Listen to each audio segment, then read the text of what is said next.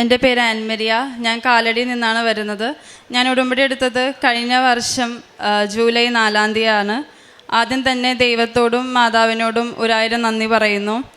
ഞാൻ കൃപാസനത്തിനെ പറ്റി ഒരുപാട് കേട്ടിട്ടുണ്ട്. പക്ഷേ ഇവിടെ വന്ന് പ്രാർത്ഥിക്കുവാനോ അല്ലെങ്കിൽ ഉടമ്പടി എടുക്കുവാനോ എനിക്ക് വലിയ താല്പര്യമൊന്നും ഉണ്ടായിരുന്നില്ല.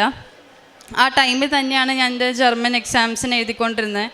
ആദ്യത്തെ 3 എണ്ണം എനിക്ക് പെട്ടെന്ന് കിട്ടി. അപ്പം ഞാൻ ഓർത്തു 4-മത്തെയും വേഗം കിട്ടും. എനിക്ക് കിട്ടാനുണ്ടായത് സ്പീക്കിംഗ് ആയിരുന്നു. ആ ഒരു അഹങ്കാരം തന്നെയായിരുന്നു എനിക്ക് ആദ്യം ഉണ്ടായത്. അത് കഴിഞ്ഞിട്ടാണ് എനിക്ക് കുറേ സ്ഥലത്ത് ഞാൻ എഴുതി, ഞാൻ കുറേ ട്രൈ ചെയ്തു, എനിക്ക് എങ്ങും കിട്ടിയില്ല. അങ്ങനെ എൻ്റെ വീട്ടുകാരൊക്കെ പറഞ്ഞു, എന്നാൽ കൃപാസനത്തിൽ പോയി നമുക്കൊന്നൊരു ഉടമ്പടി എടുത്ത് നോക്കാം, കിട്ടുമെന്ന് പറഞ്ഞു. അങ്ങനെയാണ് കഴിഞ്ഞ വർഷം ഇവിടെ വന്ന് ഉടമ്പടി എടുക്കുന്നത്. ഉടമ്പടി എടുത്ത് കഴിഞ്ഞിട്ട് ഇവിടുത്തെ സാക്ഷ്യങ്ങൾ വന്ന് ഇവിടെ കേട്ടു. അവിടെ അന്നും ഉണ്ടായ ഒരു സാക്ഷിയായിരുന്നു. ഒരു കൊച്ച് ജർമ്മൻ എക്സാം എഴുതി ആ മാസം തന്നെ ആൾ ജർമ്മനിക്ക് പോകുന്നൊരു സാക്ഷ്യം കേട്ടു. അത് കേട്ടപ്പോൾ എനിക്കും തോന്നി എനിക്കും പറ്റും, എനിക്കും ഈ ആൾക്കാരെ വന്ന് എനിക്കും സാക്ഷ്യം പറയണം എന്നുള്ളൊരു കോൺഫിഡൻസും ഒരു വിശ്വാസം എനിക്ക് കൂടി. അങ്ങനെ ഞാൻ ഇവിടുന്ന് പോയി. പിറ്റേ ദിവസം നമുക്കറിയാം 5:30 രാവിലെ എഴുന്നേറ്റൊരു കൃപാസനത്തിൽ പ്രാർത്ഥനയും കാര്യങ്ങളൊക്കെ ഉണ്ട്. എനിക്കാണെങ്കിൽ 5:30 എഴുന്നേക്കാൻ ഭയങ്കര മടിയുള്ള കൂട്ടത്തിലാണ്. അപ്പോൾ അമ്മയൊക്കെ വിളിച്ച് ഞാൻ എഴുന്നേറ്റില്ല. അങ്ങനെ കണ്ണുറന്ന് നോക്കുമ്പോൾ എനിക്ക് എൻ്റെ റൂമിൽ നിന്ന് എനിക്കെൻ്റെ ഡൈനിങ് ഹാള് കാണാൻ പറ്റും. ആ ഡൈനിങ്ങിൻ്റെ അവിടെ മാതാവിൻ്റെ ചെറിയൊരു രൂപം ഞാൻ കണ്ടു. മാതാവ് എന്നെ അവിടെ നോക്കി നിൽക്കുകയാണ്. ഞാൻ പെട്ടെന്ന് എഴുന്നേറ്റു, ആ പ്രാർത്ഥന എത്തിച്ചു. അത് കഴിഞ്ഞാണ് എനിക്ക് 2 സ്ഥലത്ത് ജർമ്മൻ്റെ സ്പീക്കിങ്ങിൻ്റെ ഡേറ്റ് കിട്ടി. ഒരെണ്ണം കൊൽക്കട്ടയിലും ഒരെണ്ണം ഹൈദരാബാദിലും. കൊൽക്കട്ടയിൽ എഴുതി ഞാൻ പാസ്സായി. 2 സ്ഥലത്തും പോയപ്പോൾ ഞാൻ മാതാവിൻ്റെ കാശുരൂപവും തൈലം കൊണ്ടൊക്കെയാണ് പോയത്. എന്നാൽ ഹൈദരാബാദ് ഞാൻ എക്സാം എഴുതാൻ പോയപ്പോൾ നമുക്കറിയാം സ്പീക്കിങ്ങിൻ്റെ എക്സാം നമുക്ക് എഴുതുമ്പോൾ ഒരു പാർട്ട്ണറും കൂടി നമുക്ക് കൂടെ വേണം സ്പീക്കിംഗ് പറയാൻ വേണ്ടിയിട്ട്. ഹൈദരാബാദ് അങ്ങനെ എനിക്ക് ഒരു പാർട്ട്ണറൊന്നും ഉണ്ടായിരുന്നില്ല. അവിടുത്തെ എക്സാമിനർ പറഞ്ഞു, നിനക്ക് പാർട്ട്ണർ ഇല്ല, നീ ഒറ്റയ്ക്കാണ് പറയേണ്ടതെന്ന് പറഞ്ഞു. അങ്ങനെ എനിക്ക് ആകെ ടെൻഷനായി, എന്താ ചെയ്യേണ്ടതെന്ന് അറിഞ്ഞുകൂടാ. അങ്ങനെ ഇരിക്കുന്ന സമയത്താണ് ഞാൻ എക്സാം ഹാളിൽ കയറി മാതാവിൻ്റെ കാശുരൂപം മുറുക്കെ പിടിച്ച് പ്രാർത്ഥിച്ചു. എക്സാമിനായിട്ട് ഇങ്ങോട്ടേക്ക് ചോദിച്ചു, നിനക്ക് എന്തെങ്കിലും പോയിൻറ്റ്സ് ഞാൻ പറഞ്ഞു തന്നോ എന്ന് ചോദിച്ചു. അപ്പോൾ എനിക്ക് മനസ്സിലായി എൻ്റെ മുന്നിൽ മാതാവ് തന്നെയാണ് നിൽക്കണേന്ന് എനിക്ക് മനസ്സിലായി. അങ്ങനെ 2 മാസം കഴിഞ്ഞു. ഹൈദരാബാദിന് റിസൾട്ട് വന്നു. അതും ഞാൻ നല്ല മാർക്കോടെ ഞാൻ പാസ്സായി. അങ്ങനെ ഇരിക്കുന്ന സമയത്താണ് എനിക്ക് ജർമ്മനിക്ക് പോകാനുള്ള ഫസ്റ്റ് ഇൻ്റർവ്യൂ എനിക്ക് കിട്ടിയത്. അപ്പോൾ കുറച്ചൊക്കെ അഹങ്കാരം വന്നു. ഇനിയിപ്പോൾ പ്രാർത്ഥിച്ചില്ലെങ്കിലും കുഴപ്പമില്ല, ഇവിടെ വന്ന് സാക്ഷ്യം പറഞ്ഞില്ലെങ്കിലും കുഴപ്പമില്ല, ഇൻ്റർവ്യൂ ഞാൻ പാസ്സാവും എന്നൊരിതൊക്കെ വന്നു. പക്ഷേ ആ ഇൻ്റർവ്യൂ എനിക്ക് ക്യാൻസലായിപ്പോയി. പിന്നെ ആകെ സങ്കടമായി.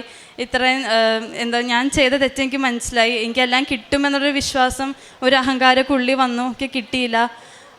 അത് കഴിഞ്ഞിട്ട് അപ്പം എനിക്ക് തോന്നിയൊരു കാര്യം, നമ്മൾ എന്തൊക്കെ ആയെന്ന് പറഞ്ഞാലും, നമ്മൾ എന്തൊക്കെ പഠിച്ചു, അല്ലെങ്കിൽ എത്ര വലിയ ആളാണെന്ന് പറഞ്ഞാലും ദൈവത്തിനൊരു അനുഗ്രഹം ഇല്ലെങ്കിൽ നമ്മൾ ജീവിതത്തിൽ വലിയൊരു വട്ടപൂജ മാത്രമാണ്. അങ്ങനെ 2ാമത് ഉടമ്പടി എടുത്ത് പുതുക്കി ഇവിടെ വന്ന് വീണ്ടും പ്രാർത്ഥിച്ചു. അങ്ങനെ 2ാമതൊരു ഇൻ്റർവ്യൂ കിട്ടി, അത് പാസ്സായി. ഈ മാസം 31-ാം തീയതി ഞാൻ ജർമ്മനിക്ക് പോവാണ്. അതുമാത്രമല്ല, അച്ഛൻ്റെ ഡെയിലി ബ്രെഡിൽ അച്ഛൻ എപ്പോഴും പറയാറുണ്ട്, രേഖ വെച്ച് പ്രാർത്ഥിക്കണം. രേഖ അച്ഛനെ ആശീർവദിക്കാറുണ്ട്. അപ്പം ഞാൻ ഈ പാസ്പോർട്ട് കൈ പിടിച്ച് ഞാൻ പ്രാർത്ഥിക്കുന്ന ഒരു കാര്യം എന്ന് പറഞ്ഞാൽ, എനിക്ക് വിസ അടിച്ച് വരുമ്പോൾ 7-ാമത്തെ പേജിൽ വിസ അടിച്ച് വരണം എന്നുള്ളത്. വിസ വന്നപ്പോഴും കൃത്യം 7-ാമത്തെ പേജ് തന്നെയാണ് എനിക്ക് വിസ അടിച്ച് വന്നത്. അങ്ങനെ ഒരുപാട് അനുഗ്രഹങ്ങൾ മാതാവ് എനിക്ക് നൽകി. ആത്മീയ കാര്യങ്ങളായിട്ട് ഞാൻ ചെയ്തത്, ഞാൻ കൃപാസനത്തിൻ്റെ പത്രം എല്ലാ വീടുകളും കൊണ്ട് കൊടുക്കാറുണ്ട്, ബൈബിൾ വായിക്കാറുണ്ട്, വചനങ്ങൾ കേൾക്കാറുണ്ട്. എനിക്ക് പറ്റാവുന്ന രീതിയിലൊക്കെ മറ്റുള്ളവരെ സഹായിക്കാൻ ഞാൻ ശ്രമിക്കാറുണ്ട്. ഇത്രയും അനുഗ്രഹം തന്ന മാതാവിനോട് ഒരുപാട് നന്ദി പറയുന്നു. ഹെബ്രായർക്ക് എഴുതിയ ലേഖനം 8-ാം അധ്യായം 11-ാം തിരുവചനം. കർത്താവ് അരുളി ചെയ്യുന്നു, ആ ദിവസങ്ങൾക്ക് ശേഷം ഇസ്രായേൽ ഭവനവുമായി ഞാൻ ചെയ്യുന്ന ഉടമ്പടി ഇതാണ്. എൻ്റെ നിയമങ്ങൾ അവരുടെ മനസ്സിൽ ഞാൻ സ്ഥാപിക്കും, അവരുടെ ഹൃദയത്തിൽ ഞാൻ അവ ആലേഖനം ചെയ്യും. ഞാൻ അവർക്ക് ദൈവമായിരിക്കും, അവർ എനിക്ക് ജനവും. ആൻമരിയ എന്ന മകളുടെ വളരെ ശക്തമായ പ്രത്യക്ഷീകരണ സാക്ഷ്യമാണ് നാം കേട്ടത്. ആൻമരിയയുടെ വാക്കുകളിൽ അഹങ്കാരത്തിൻ്റെ കൊമ്പൊടിച്ചപ്പോഴാണ് കൃപയൊഴുകാൻ തുടങ്ങിയത് എന്ന് നമുക്ക് ഈ സാക്ഷ്യത്തിലൂടെ മനസ്സിലാക്കാം. എത്ര തന്നെ കഴിവുകളുണ്ടായാലും സാധ്യതകളുണ്ടായാലും യോഗ്യതകളുണ്ടായാലും കൃപ വളരെ അത്യാവശ്യമാണ്. ജീവിതത്തിന് ഏറ്റവും അധികം ആവശ്യമായിട്ടുള്ളത് ബുദ്ധിയേക്കാൾ കൃപയാണെന്ന് ആൻമരിയുടെ സാക്ഷ്യത്തിൽ നമുക്ക് മനസ്സിലാക്കാം. അഹങ്കാരവും മടിയും എല്ലാം പരിശുദ്ധ അമ്മ തന്നെയാണ് ഈശോയോട് പറഞ്ഞ് നമുക്ക് ആവശ്യമായ അനുഗ്രഹങ്ങൾ പ്രാപിച്ചു തരുന്നതെന്ന് ആൻമരിയുടെ ഉടമ്പടിയുടെ തുടക്കത്തിൽ തന്നെ മടി പിടിച്ച് കിടന്നുറങ്ങുന്ന സമയത്ത് അമ്മ തന്നെ മകളെ വിളിച്ചു ഉണർത്തി പ്രാർത്ഥിക്കുവാനുള്ള കൃപ നൽകുന്നതായി നമുക്ക് കാണാൻ സാധിക്കും. നമ്മുടെ അസാധ്യതകളിൽ അല്ലെങ്കിൽ നമ്മുടെ അസ്വസ്ഥതകളിൽ നമ്മുടെ നെടുവീർപ്പുകൾ പോലും പരിശുദ്ധാത്മാവ് നമുക്ക് വേണ്ടി പ്രാർത്ഥിക്കുന്നതായി ഉള്ള അനുഭവങ്ങളാണ് ഉടമ്പടി സാക്ഷ്യങ്ങളിൽ നാം കേട്ടുകൊണ്ടിരിക്കുന്നത്. ഇന്ന് ആൻമരിയ എല്ലാ പ്രതിസന്ധികളും തരണം ചെയ്ത് ഇൻ്റർവ്യൂവിന് പോകുമ്പോഴെല്ലാം ആദ്യത്തെ മൊഡ്യൂൾ പാസ്സായി കഴിഞ്ഞപ്പോൾ ഇനി എനിക്ക് സാക്ഷ്യം പറഞ്ഞില്ലെങ്കിലും കുഴപ്പമില്ല, ഇതെൻ്റെ മിടുക്കിൽ എൻ്റെ സാമർഥ്യത്തിൽ നേടിയെടുത്തതാണ്, ഇനി എനിക്ക് ബൈ പറയാം. അങ്ങനെ ഉടമ്പടി നമുക്ക് ബ്രേക്ക് ചെയ്യാൻ സാധിക്കുന്ന ഒരു വസ്തുതയല്ല. ഉടമ്പടി എന്ന് പറയുന്നത് അതൊരു നിത്യതയാണ്. നിത്യതയോളം നാം പാലിക്കേണ്ട ഒരു ജീവിത രീതിയാണത്. അതിന്ന് ഈ മകൾക്ക് മനസ്സിലായി കഴിഞ്ഞു. ഒരു അനുഗ്രഹം കിട്ടിയാൽ ബഹുമാനപ്പെട്ട ജോസഫ് അച്ഛൻ നമ്മെ എപ്പോഴും പ്രബോധനങ്ങളിലൂടെ പഠിപ്പിക്കുന്നത് അതുതന്നെയാണ്. നമുക്കൊരു അനുഗ്രഹം കിട്ടുന്നത് ആദ്യമായി നാം വളരെ പെട്ടെന്ന് അപ്രതീക്ഷിതമായ ഒരു അനുഗ്രഹം നമുക്ക് ലഭിക്കുന്നത് നാം ഉടമ്പടിയിൽ ഉറച്ചു നിൽക്കാൻ വേണ്ടിയാണ്. ഈശോ എന്നെ സ്നേഹിക്കുന്നു, ഞാൻ ഈശോയെ സ്നേഹിക്കണം എന്നുള്ളതിൻ്റെ ആദ്യത്തെ അച്ചാരത്തിൻ്റെ ഒരു കയ്യൊപ്പാണത് നമുക്ക് ആദ്യമായി ലഭിക്കുന്ന അനുഗ്രഹം. ആൻമരിയയ്ക്ക് ജീവിതത്തിലൂടെ അത് മനസ്സിലായി. ഇനി ഉടമ്പടിയില്ലാതെ എനിക്ക് ജീവിതമില്ല. ഞാൻ സാക്ഷ്യ സ്ഥിരീകരണ സമയത്ത് ഈ മകളോട് ചോദിച്ചു, ജർമ്മനിയിൽ പോയി കഴിഞ്ഞാൽ അവിടെ ദിവ്യബലിയിൽ പങ്കുകൊള്ളാനും വിശുദ്ധ കുംഭസാരമെല്ലാം എങ്ങനെ നടക്കും?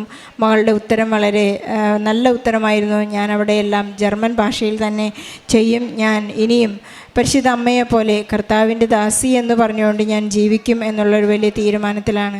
പരിശുദ്ധ അമ്മയെപ്പോലെ നമുക്ക് ഏറ്റുപറയാൻ സാധിക്കണമെങ്കിൽ ശക്തനായവൻ എനിക്ക് വലിയ കാര്യങ്ങൾ ചെയ്തു തന്നിരിക്കുന്നു, അവിടുത്തെ നാമത്തെ നാം മഹത്വപ്പെടുത്തണമെങ്കിൽ നമ്മുടെ എല്ലാ അവസ്ഥകളെയും എല്ലാ ബലഹീനതകളെയും ഈശോയ്ക്ക് സമർപ്പിച്ചാൽ മാത്രമേ നമുക്ക് സാധിക്കുകയുള്ളൂ. സമയച്ചുരുക്കത്തിൻ്റെ അമ്മ ആൻമരിയയ്ക്ക് പ്രാപിച്ചു കൊടുത്ത എല്ലാ അനുഗ്രഹങ്ങൾക്കും ഈശോയ്ക്കും പരിശുദ്ധ അമ്മയ്ക്കും നല്ല ഒരു കയ്യടി നൽകി സാക്ഷ്യം നമുക്ക് സമർപ്പിക്കാം. അത്യപൂർവ ദൈവാനുഭവങ്ങൾ ഇനി നിങ്ങൾക്കും സ്വന്തം. ഈ യൂട്യൂബ് ചാനൽ ഇതുവരെ സബ്സ്ക്രൈബ് ചെയ്തിട്ടില്ലെങ്കിൽ ഇപ്പോൾ തന്നെ സബ്സ്ക്രൈബ് ചെയ്യുക. ഈ വീഡിയോ ഇപ്പോൾ തന്നെ നിങ്ങളുടെ സുഹൃത്തുക്കൾക്ക് ഷെയർ ചെയ്തുകൊണ്ട് കർത്താവിൻ്റെ പ്രേക്ഷിതരാകുക.